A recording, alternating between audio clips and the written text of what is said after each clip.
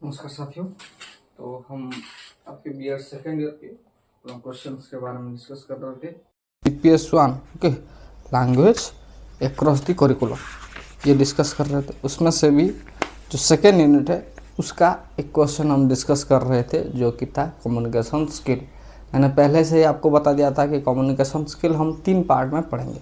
सबसे पहला part communication skill, it's types okay, और verbal, non verbal and written. आज हम उसके दूसरे पार्ट को शुरू करेंगे। ओके, ये सब एक ही होने वाला है, ध्यान रखिए। ओके, सही है। तो आज का जो क्वेश्चन है that is the promotion of oral skill through question. Okay, through question, question के थ्रू हम ओरल स्किल को किस तरीके से प्रमोट कर सकते हैं। ओरल स्किल मतलब क्या? This is a verbal types of communication skill, उसी को ही ओरल स्किल कहा जाता है ना। जो हम बातचीत करते रहते हैं वो क्या है? वर्बल कम्युनिकेशन है, सही है। सो हम ऐसा भी लिख सकते हैं, अगर क्वेश्चन आ गया कि promotion of verbal communication skill through question, अगर वर्बल ना भी लिखा हो, अगर पूछ आए कि promotion of communication skill through question, okay, question का मतलब ऑटोमेटिकली वहाँ पे हमने बातचीत कर दी। Okay, it's verbal. समझ में आया? तो डिस्कस करते हैं। बहुत ही आसान है, आपको सिर्फ समझना है और लिखते चले जाना है। देखिए, question have long been used to teaching tool by teachers to assess student knowledge, promote comprehension, stimulate critical thinking. Okay, question हमारे पढ़ाई में क्वेश्चन एक अहम भूमिका निभाती है ना। It help the teacher to identify और टू एक्नॉलेज द स्टूडेंट कि बच्चों ने कितना समझा। आप कैसे पता करोगे? आपने एक टॉपिक पढ़ाया, आप कैसे पता करोगे कि बच्चे ने उस चीज़ों को समझा या ना समझा? That the only answer is question, asking question to the student. और आप क्वेश्चन पूछ के बच्चों के अंदर एक क्यूरियोसिटी भी डेवलप कर सकते हो। अगर बच्चा उस क्वेश्चन का आंसर दे रहा है या फिर उस क्वेश्चन का आंसर ढूंढने में अगर वो इंटरेस्ट पैदा कर रहा है, अगर वो इंटरेस्ट दिखा रहा है, तो आप जानेंगे उसको पढ़ाई के अंदर उसका इंटरेस्ट है ना। सो these are the question have long been used to teaching tool. It is a teaching tool by teachers to assess student knowledge. बच्चे कितना समझते हैं उसको assess करता है। promote comprehension and stimulate critical thinking. critical thinking में बच्चों के अंदर क्वेश्चन डेवलप करता है। Next, so question should be well design, इसीलिए क्वेश्चन को बेहतरीन होना चाहिए, वेल डिजाइन होना चाहिए। By the teachers student ask question to gain knowledge and to clarify their doubt. Okay, जो क्वेश्चन टीचर पूछे वो तो डिज़ाइन होना चाहिए। बच्चों को कौन सा डिज़ाइन करके पूछे? नहीं, बच्चे को जो मन में आए वो क्वेश्चन पूछ सकते हैं, क्योंकि उनको उतनी नॉलेज है नहीं। They ask question to get knowledge, to clarify their doubt. कोई भी क्वेश्चन हो वो क्यों पूछते? अगर उसको कोई डाउट होगा तब वो पूछेगा, या फिर कोई इन्फॉर्मेशन उसको चाहिए तब वो क्वेश्चन पूछेगा। That's the thing. Okay, hope you understand this is very certain and right. Okay, next, purpose of teachers classroom question. क्यों पूछते हैं टीचर क्लासरूम में क्वेश्चन? क्यों पूछते हैं? What is the purpose? To develop interest and motivate student to become actively involve in lesson. Okay, अगर आप question पूछते हैं तो बच्चे ऑटोमेटिकली एक्टिव हो जाते हैं क्लास में, है ना। तो और वो मोटिवेट होते हैं, उनका इंटरेस्ट पैदा होता है। ये है सबसे पहला। To evaluate student preparation, student कितना प्रिपेयर करके आया है या फिर कितना पढ़ा है। ओके, ये सब हम क्वेश्चन के थ्रू जान सकते हैं। फॉर एग्जांपल, कोई 3 साल का बच्चा है, अगर मैं उसको कुछ एनिमल्स के नाम पूछ रहा हूँ इंग्लिश में और वो बता दे रहा है, तो मतलब क्या उसका प्रिपरेशन है, वो पहले से ये चीज़ों को जान के आया है ना। तब मैं उससे और क्या एक्स्ट्रा दूँ? या फिर मैं अगर किसी बच्चे को 5 क्लास के बच्चे को पूछूँ, ओके, उसको मल्टीप्लिकेशन दूँ और वो कर ना पाए, मतलब क्या इसको ये पता नहीं है, इसको फिर से मल्टीप्लिकेशन बताना पड़ेगा, है ना। That's the things. To develop critical thinking skill and inquiring attitude, अगर हम क्वेश्चन बार बार पूछेंगे या फिर स्टूडेंट पूछेंगे तो उनका इंक्वायरिंग एटीट्यूड, जैसे कि पूछताछ की भावना उनके अंदर पैदा होगी। ओके, और बच्चे आप देखते हैं बहुत क्वेश्चन पूछते हैं, है ना।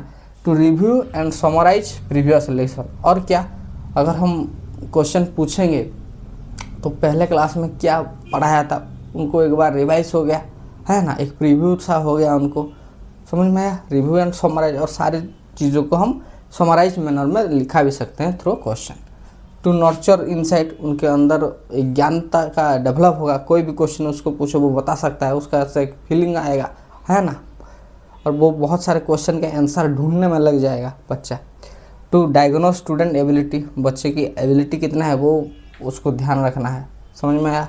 टू एसेस लर्निंग, उसने कितना लर्न किया उसको एसेस करने के लिए। To assess teaching effectiveness, okay, teaching effectiveness किस तरीके से, टीचिंग किस तरीके से की गई। अगर क्वेश्चन बच्चे सारे बच्चे अगर क्वेश्चन का आंसर दे पा रहे हैं तो मतलब क्या, टीचर ने अच्छे से समझाया है या फिर पढ़ाया है। लेकिन अगर कोई भी बच्चा उस क्लास में उस लेवल का क्वेश्चन का आंसर नहीं दे पा रहा है, मतलब क्या, टीचर ने पढ़ाई नहीं की ठीक से, ओके, पढ़ाई नहीं मतलब पढ़ाया नहीं है ठीक से, सही है। सो राइट इट डाउन, फिर हम और बात इसके लिखेंगे, ओके।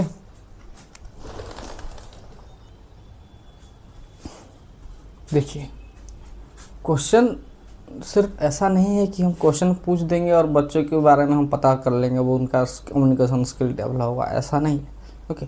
उसका एक स्ट्रैटेजी है, एक लहजा है, किस तरीके से हम क्वेश्चन पूछें, okay. Everywhere and planning the question, जब हम क्वेश्चन को प्लान कर रहे थे, it we have to keep in mind in our course goal, okay.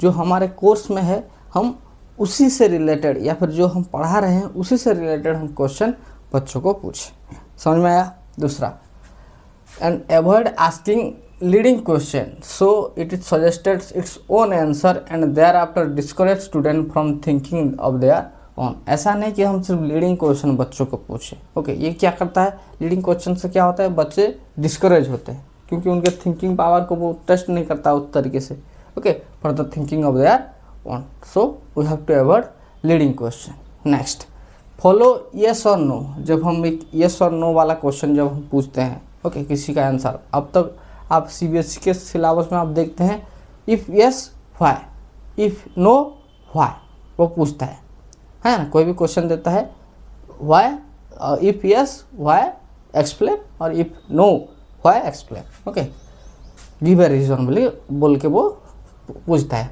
Follow yes और no question with an additional question so that student will get a chance to speak मोर।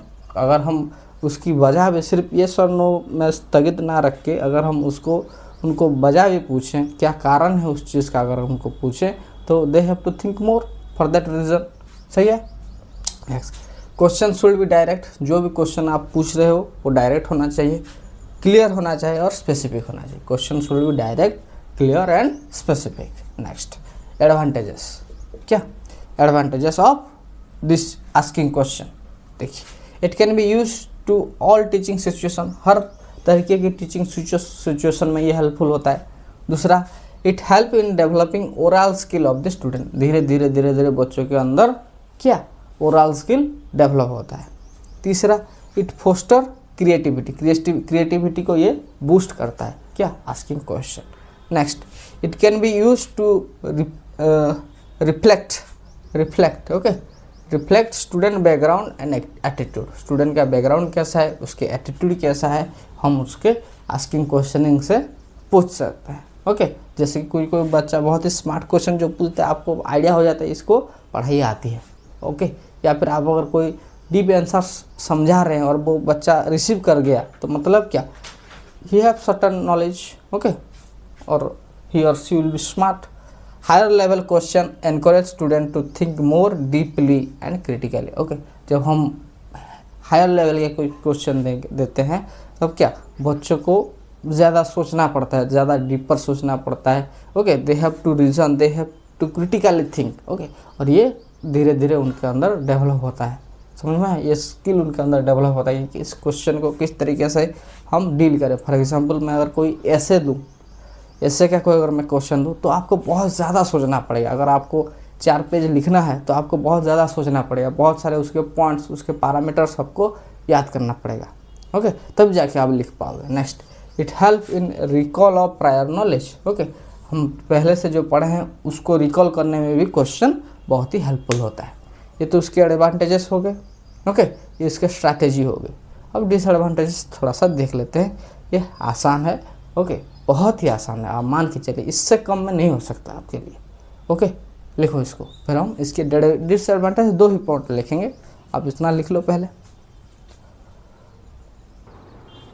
तो फिर oral skill का disadvantages क्या है? सबसे पहला, बच्चे को ये ख्याल आता है कि अरे यार ये सर तो आएंगे तो बहुत सारे क्वेश्चन पूछेंगे, हमने पढ़ा नहीं है, ये फिर से क्वेश्चन पूछ लेंगे और फिर हमें क्लास में इंसल्ट होना पड़ेगा।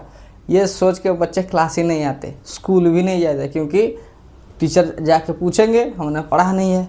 ओके, सब बच्चों को नहीं आता, कुछ बच्चों को ऐसा होता है जो पढ़ाई में उतने अच्छे हैं नहीं और वो पढ़ते ही भी नहीं है, उनके लिए तो ये पनिशमेंट होता है। उन सर के क्लास जो कि बहुत सारे क्वेश्चन पूछते हैं, वो तो उनके लिए सरदर्द का माहौल बन जाता है। So it is embarrassing for teemed student. समझ में आया?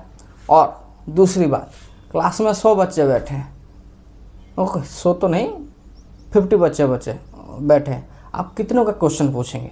अगर आप क्वेश्चन पूछ भी रहे हैं तो फिर क्या ये टाइम कंज्यूम नहीं होगा? जो टाइम कंज्यूमिंग ये क्या नहीं लगेगा? बहुत सारे टाइम लगेगा, है ना? सही है, आपका जो कंटेंट होगा वो रह जाएगा, ज़्यादा क्वेश्चन अगर हो गया तो। सो बैलेंस होना चाहिए। दूसरा, it require a lot of skill on the part of the teacher to make proper use of this method. Okay, अगर नहीं तो बच्चे तो कुछ भी पूछ लेंगे, है ना? वो पढ़ाई कर छोड़ के कोई उनको पता है कुछ लिखना है, इन सारे क्वेश्चन पूछना है, कुछ भी घुमा फिर के कोई ना कोई एक क्वेश्चन पूछ लेगा, है ना? So the teacher need skill to proper use this method. अगर नहीं तो क्लास नहीं करते, सिर्फ सवाल पूछ लेते हैं और चले जाते हैं, ऐसे बोलेंगे। समझ में आया? This is the disadvantages. So this is the development of oral skill और promotion of oral skill through questioning. Okay, इसको आप लिखो, फिर हम डिस्कशन और शेयरिंग अगले वीडियो में कर लेंगे। लिखो इसको अच्छे।